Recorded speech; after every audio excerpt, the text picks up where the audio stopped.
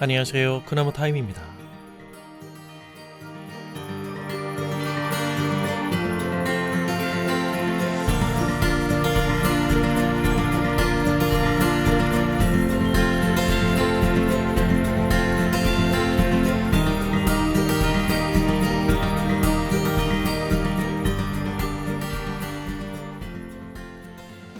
예수님의 권위를 꺾고 예수님을 향한 백성들의 마음을 돌려 세우기 위한 유대 종교 지도자들의 예수님을 향한 겁없는 도전은 계속됩니다.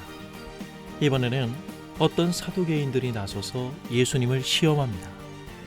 유대교 당파 중의 하나인 사두개파는 다윗왕 당시의 제사장이었던 사독의 후예임을 자처하며 대제사장 출신의 사람들이 모여 만든 당파입니다. 유력한 대제사장 출신의 사람들이 만든 당파라 무척 신앙적일 것 같지만 실은 이들은 대제사장을 중심으로 귀족들의 권익을 대변하는 일종의 정치 집단이었습니다. 정치 사회적으로 기득권을 행사하는 특권층이었던 것이죠. 따라서 이들은 현실주의자들이며 물질주의자라고도 불렸죠. 그러한 면에서 이들은 바리새파와는 극명한 대조를 이루는 사람들이었습니다. 기록된 율법과 구전된 전승, 즉 장로들의 유전을 믿으며 대중의 지지 속에서 민족적이며 보수적 신앙을 강경히 추구했던 바리새파와는 달리 오직 기록된 율법, 모세 오경만을 받아들였습니다. 부활, 천사, 영생, 영혼, 영적인 것을 믿지 않는 현실적인 사람들이었습니다. 신앙적으로는 자유주의자라고나 할까요? 그러니 당연히 내세를 믿지 않고 부활을 믿지 않는 사람들이었습니다. 어떤 사두개인들이 모세의 권위를 들이밀며 부활을 주제로 예수님을 시험합니다. 예수님의 말꼬투리를 잡아 논리의 모순성을 입증하려고 하는 의도로 질문을 인위적으로 만들어 다음과 같은 시나리오로 예수님께 들이밉니다. 모세가 정해준 법, 특히 신명기 25장에는 한 가문에서 결혼한 형이 자식이 없이 죽으면 그 동생이 형수와 결혼하여 자식을 낳아 죽은 형의 이름으로 대를 이어야 한다는 법이 있습니다. 이런 유사한 상황이 창세기에서의 유다와 다말 사건이고요. 그리고 룻기의 룻과 보아스의 이야기입니다. 사두개인들의 논리는 이렇습니다. 어느 마을에 7형제가 살고 있었는데 첫째가 자식 없이 죽어서 둘째가 형수와 살고 이런 일이 반복되자 다음에는 셋째가 또 형수와 살고 이렇게 하여 7형제가 다 형수를 데리고 살았습니다. 그런데 모두 자식이 없이 죽었다는 시나리오를 가정합니다. 그리고 나중에 그 여자도 죽었습니다. 이렇게 7형제가 다 첫째 형의 그 여자를 아내로 삼았으니 부활 때 그 여자는 도대체 누구의 아내가 되겠느냐의 물음입니다. 부활이 있다면 이런 난감한 상황이 만들어지니 하나님이 말씀하신 계대 결혼 제도야말로 부활이 없음을 확인하는 증거라고 사두개인들은 예수님께 디밀고 있는 것입니다. 나름 사두개인들의 필승 논법이었던 것이죠. 예수님의 대답은 무엇이었나요? 남녀가 시집가고 장가가는 결혼은 이 세상에 국한된 일이다. 따라서 죽음에서 다시 살아나는 부활 시에는 누구의 남편, 누구의 아내라는 그 관계는 존재하지 않는다. 그러므로 부활 때에는 모두가 같은 인격체로 하나님 앞에 그분의 자녀로 서는 것이다.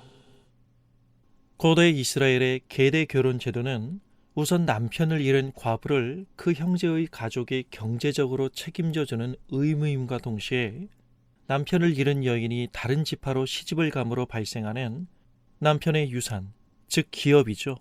그 지파의 지분이 다른 곳으로 새어나가지 않도록 하는 기업 보존의 의미가 있습니다. 더 깊은 뜻이 있다고 한다면 죽은 형제의 아내를 취하여 자녀를 낳고 그 형제의 이름으로 후사를 세우라고 하신 명령은 이스라엘에서 죽은 자의 이름이 육적인 죽음으로 그 존재가 결코 지워지지 않는다는 것을 분명히 말하여 주기 위함입니다. 비록 그가 이 땅에서의 삶을 마감하고 죽었으나 하나님의 언약 안에서 그는 여전히 하나님의 백성 이스라엘에 속한 자로서 기업을 소유하고 있음을 밝히시기 위함입니다. 약속의 땅 가나안에서 기업을 받는다는 의미는 잠시 살다가는 인생의 시간에서 갖는 현세에만 국한되는 몫이 아니라 곧 그가 영원한 하나님 나라의 기업을 소유한 자라는 그 상징으로서 형제가 죽은 형의 아내와 결혼하여 그 형제의 이름으로 후사를 세우는 것입니다. 다시 말해 하나님 나라에서의 그 존재의 영속성을 말하기 위함입니다. 그래서 예수님께서는 출애굽기에 나오는 모세의 가시덤불 이야기를 소환하십니다. 모세를 소명하시면서 하나님은 자기 자신을 이렇게 소개하십니다. 나는 아브라함의 하나님, 이삭의 하나님, 야곱의 하나님이다.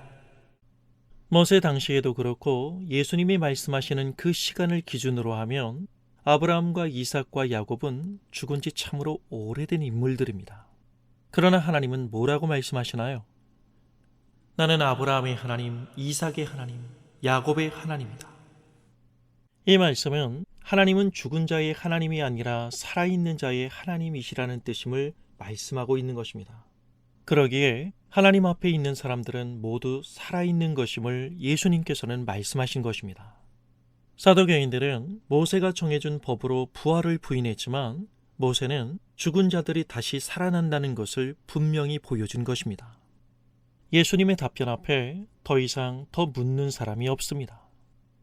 사도교인들이 던진 질문의 요지는 이거죠. 당신은 모세를 따르는가? 그렇다면 부활과 내세는 부합할 수 없다는 논리를 모세가 말한 계대 결혼 제도를 가지고 시비를 걸어온 것입니다. 예수님께서는 본문의 주제를 가지고 사두개인, 그들의 모세에 대한 평면적인 순종을 모세에 대한 바른 이해로 전환시키십니다. 너희와 나 둘 중 모세를 신실하게 해석하는 쪽이 누구인가를 말이죠. 오늘을 살아가는 지금 우리의 윤리적 정서와는 엄청난 거리가 있는 고대 이스라엘의 제도와 관습 속에서도 이런 의무와 책임을 통해서 하나님이 우리에게 주신 당신의 약속에 얼마나 신실하신가를 눈으로 확인하고 하나님을 더 깊이 알도록 하는 갈망이 담겨 있다는 사실을 놓치면 안 됩니다. 하나님의 언약이라는 그 시간 안에서 성도의 존재는 부활로 죽음을 극복하기에 우리의 존재는 늘 하나님 앞에서 현재형입니다. 하나님 앞에 살아있는 것입니다. 우리의 신앙은 어떤가요?